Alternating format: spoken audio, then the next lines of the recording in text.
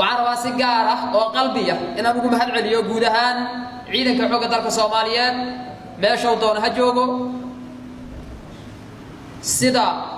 وناكسن قرب استاجله قد يد يصومالي نمضله قلبي وناكسن له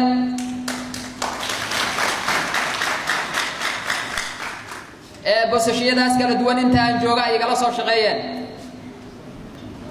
sidoo kale waxaan rabaa ayagana inaan mahad celiyo shacabka Soomaaliyeed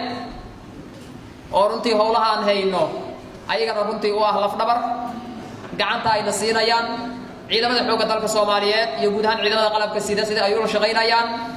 iyo howlaha wanaagsan runtii ee shacabka Soomaaliyeed la'aantood aan noo suurtagal lahayn oo qabsoomi lahayn inta markaa inta uga soo gudbo waxaan marka hore horta soo dhaweynaynaa taliye xigeenka ciidanka xoogga dalka